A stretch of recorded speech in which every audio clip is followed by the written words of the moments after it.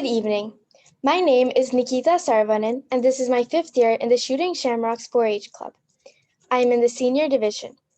Currently, I am an 8th grader at Moody Middle School. Today, I will be sharing with you an intricate architectural marvel, a cultural phenomenon, the Chidambaram Natarajar Temple. What is the Chidambaram Natarajar Temple? To begin with, it is a significant Hindu temple created to worship and celebrate Lord Nataraja, the god of dance. This temple is most commonly known as the Chidambaram Natarajar Temple, the Thillai Natarajar Temple, and the Natarajar Temple. It is located in the Chidambaram town in Tamil Nadu, which is a part of South India. In India, there are the Panchabhuta Stalas. Pancha is 5, Bhuta is the elements of the earth, and Stalas means location. The Chidambaram temple is the temple for the element of space. Though space may seem as a subtle element, it is in which air, fire, water, and earth all come together as an entire creation. Kanjipuram is where the temple for earth is located. Thiruvannaikaval is for water, Thiruvannamalai is for fire, and lastly, Kalahasti is for air. We will now go back in time to this temple's history. It was constructed by the Chola dynasty in approximately the 10th century, which is nearly 3,000 years ago. The Chola dynasty was a Tamil empire, and it is one of the most popular and longest ruling dynasties in the world. You may be wondering, why did they choose Lord Nataraja out of the vast variety of Hindu gods? They chose him because not only was Chidambaram the capital of their dynasty, but Lord Nataraja was also their family deity. Over time, the Cholas contributed to its architectural elements and features throughout generations, distinguishing its architectural style from other temples. Most popularly, they are known for their wooden carvings on the temple chariot and the golden roof of the temple. And as you can see, this is an image of the Chidambaram temple, and this is a sketch of the temple from years ago. This image on the left shows you the chariot being prepared for the chariot festival. This also shows you a size comparison with the bikes located here in front of the chariot. On the right, we can see an image of the chariot festival, where the chariot itself is being pulled by several deities and people. You can also see how the top of the chariot is now decorated with bright colors, with the deity's idol placed inside. Here is a closer look of the wooden carvings. And these images can show you the amount of depth, precision, and focus given to these details. We will now focus on the god himself who is worshipped in this temple, Lord Nataraja. He is commonly known as both Lord Nataraja and Lord Shiva, but believe it or not, he is said to have 108 names. But why 108?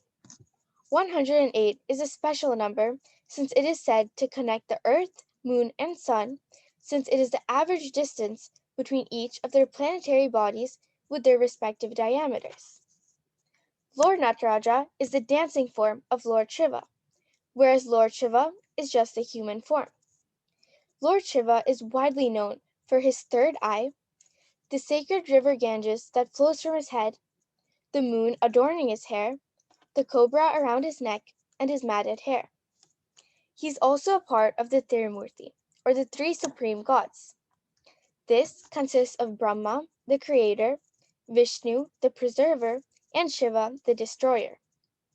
The Shiva Lingam is also a representation of Lord Shiva in a non-human form, as we can see in this image, and it is usually made of stone. Now we will focus on Lord Nataraja, the Lord of Dance. In his name, Nata means dance and Raja means king. Thus, he's the king or god of dance. In this statue, he is surrounded by a cosmic circle of fire, which represents the continuous creation and destruction of the universe. He holds Agni, or fire, on his left hand and the damru or drum in his right hand.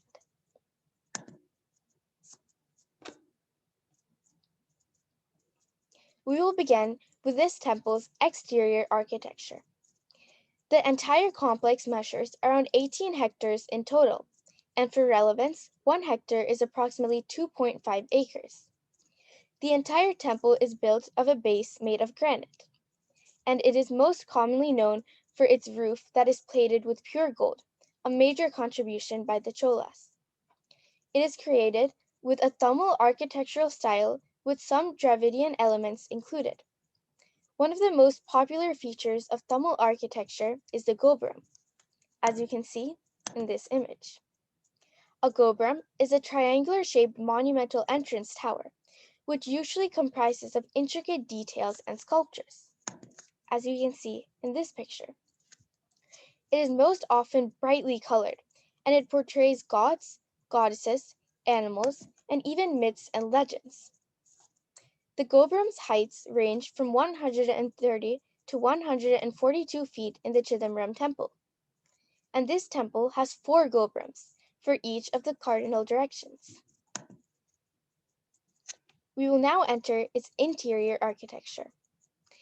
This temple has vast corridors that are supported by rectangular pillars, which are mostly plain but carved in certain areas. There are 5 courtyards or praharams in total.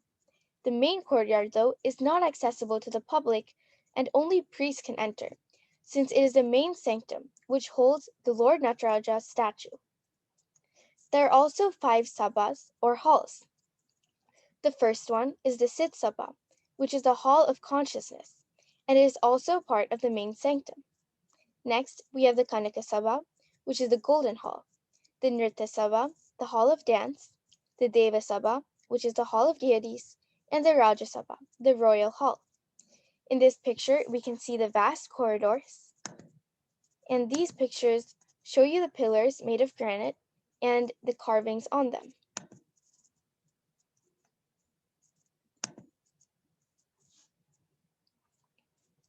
The Sit Sabha is a wooden structure which was built on a granite base. And of course, it has the gilded golden plated roof. And as said, it holds the actual sanctum with the Lord Nataraja placed inside and many other deities. In this picture, we can see that the Sit Sabha is located right here.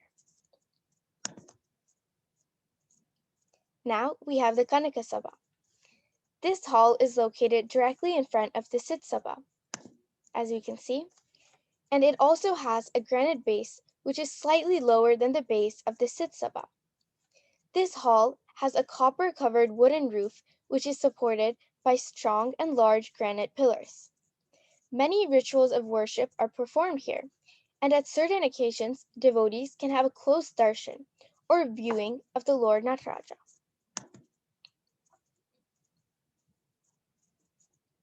The Nritya Sabha is a shrine which is in the form or shape of a chariot, which was built by the Cholas, and it is also covered by a copper roof.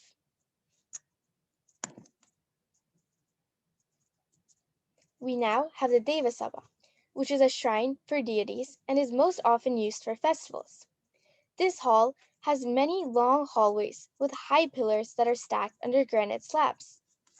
And this image can show you how the Deva Sabha is located behind the Sit Sabha. And lastly, we have the Raja Sabha, also known as the Thousand Pillar Hall. It also contains many shrines that are dedicated to gods and goddesses. And here are a few images of the Raja Sabha archives. As you can see how the pillars are still there and exist till date, even though it has been several years since it has been built. We will now discuss Karanas. Karana is the Sanskrit word for doing. In total, there are 108 Karanas, or movements. This is a section of the Natya Shastra, a Sanskrit text, which describes the performing arts in detail. These 108 movements are included in Bharatanatyam, which is an Indian classical dance form. These Karanas are based on the temple sculptures at the Chidambaram temple. And as you can see, here are images of these temple sculptures. And as you can see, these sculptures are located right in front near the entranceway of the temple. So once you enter it, you can see the 108 movements on both sides. Dr. Padma Subramanian studied these postures and created the well-known interpretation of these transitions. And as you can see, this is an image of her performing a karna. Who is she though? Dr. Padma Subramanian is a renowned and iconic Bharatanatyam dancer, scholar, author, teacher, and Carnatic musician. We will now discuss one of the Chidambaram temple's fascinations, its connection to the human body. The golden roof, which is placed on the Sit Sabha, is held by a set of 64 beams, which represents the 64 forms of art. The golden roof also has 28 pillars, which represents the 28 Shaiva Agams, or post-Vedic scriptures. It is also held by several crossbeams, representing the infinite amount of blood vessels. The roof has 21,600 golden tiles, which is the approximate number of breaths taken in a 24-hour period. The golden tiles are fixed with 72,000 golden nails, which is the number of nerves existing in the human body. The Chidambaram temple also has 9 entrances, which corresponds with the number of entrances or openings in the human body. The roof also has a set of 9 sacred pots, which represents the 9 forms of energy. And lastly, the Kanaka Sabha is held by 4 pillars, which represents the 4 Vedas. As you can see, this image shows the layout of the temple and how it's extremely similar to the human body itself. And here's another image showing the same. Now, we will talk about the scientific wonders of the Chidambaram temple. The statue of Lord Nataraja and his big toe is said to be the center of the magnetic equator of the Earth. And we can see here in this image, this horizontal green line marks this magnetic equator of the Earth. Along with the Panchabhuta Stalas, which is the location of the 5 elements, and the 2 other prominent Shiva temples in India, it is said to be located in a straight line, as we can see in this image here. Why did I choose the Chidambaram temple for my topic? It all began with my passion towards Bharatanatyam. As I delved deep in Bharatanatyam dance and its origin, I came across the Chidambaram temple and its profound importance. That paved a path of interest towards learning about the temple itself. Before I began researching, I was fascinated by its intricate, unique, and elaborate architectural style compared to several other temples I have seen and visited. Its scientific, technological, and historical importance also astonished me, especially being said it was built 3,000 years ago. This journey brought me closer to my culture and overall taught me about architecture, art, devotion, and knowledge from centuries ago, and how some parts have evolved and others have stayed same throughout. Thus, I chose this topic to learn about and share with others as well. And here are a few images of the Chidambaram temple and Lord Nataraja.